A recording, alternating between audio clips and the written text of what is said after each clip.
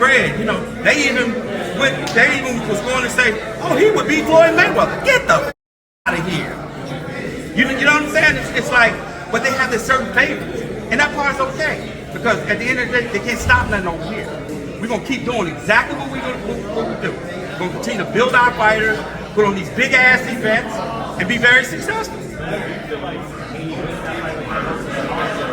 always talk about the side of the street, but ultimately, he had to go to that side of the street. He had to they want the same. You know, they say, okay, we'll make a fight, you gotta come with us. You know, he had to go to top rank. And there's nothing wrong with that. I commend Bill and them. They're chasing greatness, and they're chasing him being the top guy in their minds with holding the hardware. You know, at the end of the day, you know, Tank has been the biggest attraction without all of it. You know what I'm saying? And to answer your question, do I think he beats Kambosos? Yes, I do. Yes, I do think he has every tool there is to be successful and come out a winner in that fight, in the ring. But the question is going to be is that, do they give him the fight? That's what it's going to come down to. Devin has a tremendous amount of skills, and again, matching up with Kambosos. And see, this is the funny thing. Nobody's fucking talking about George prior to the T.O. fight. This is what I'm saying. This is why, not all, a lot of these guys are faking to me.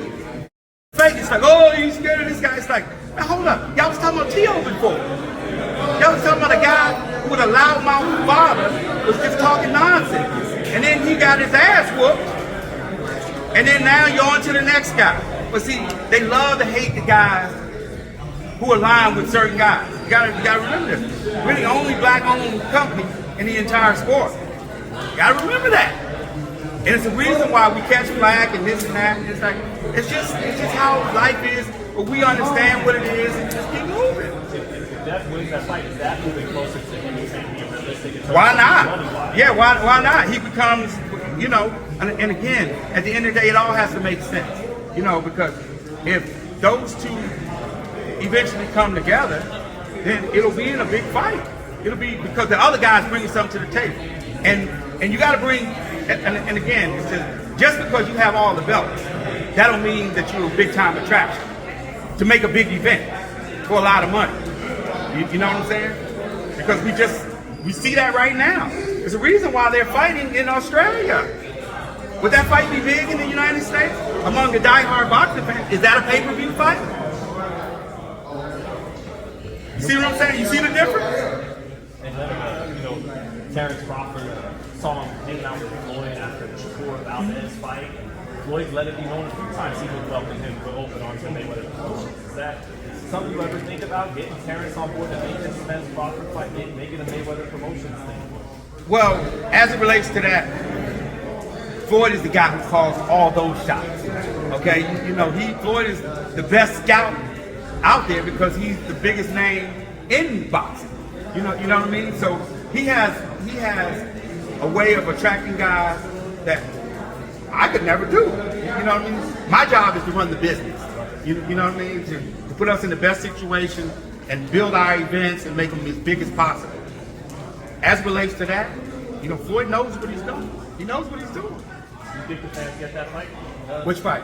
Spence and Crawford? I don't know. I don't know because at the end of the day, it comes down, you got two tremendous fighters. You know, Earl being the much bigger fighter, the bigger attraction, you know, the whole nine.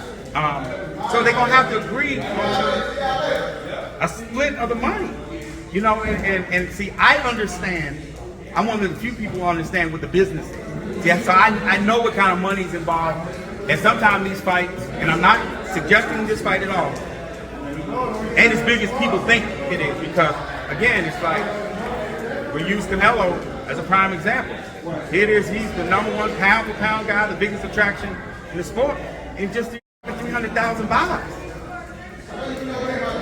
Forget what that clown's saying. They did. I know what the number was. You know what I mean? It's like, what was that number again, Leonard? Huh? What was that number again? A little over 300,000. A little over 300. The satellite and the cable combined itself, which traditionally has been the two biggest pieces of what you do, how you determine, was about 125,000. And trust and believe this, we already know how the loudmouth is. If they could get 600,000 is a fucking tremendous number.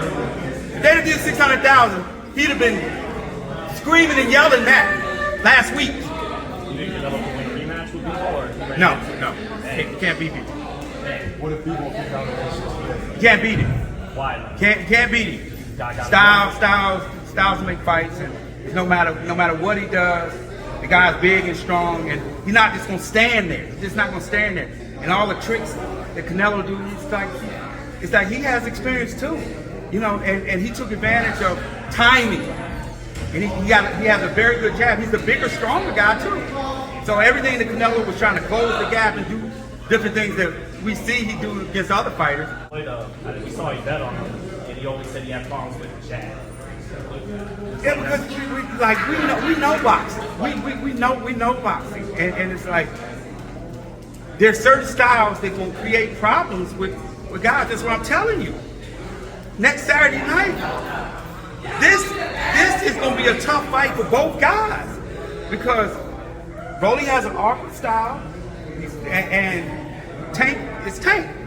You know what I'm saying? And so when you bring that together, it's like this. In this shit right here, anything can happen. That's all I'm just saying. Is just like you never can count anybody out.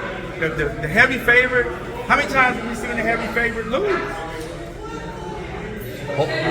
Yeah. How many times have we seen that? Robert Garcia. 51 favorite. Joshua Reed. I mean, you can go down because I'm telling you, it's like when you get in here, it's different. It's different, especially when I think what it's going to come down to is that who can take a shot. Not that somebody just going to be standing there, but again, anytime you have two tremendous punchers who come together, somebody's going to get caught. This is not going to be a fight that both guys are running around the ring. That's not going to, I think from round one, you're going to see them come there and they're going to figure that shit out. You might see Rolly counter punch. You never know. You listen, my man. Listen, Scott. I'm telling you.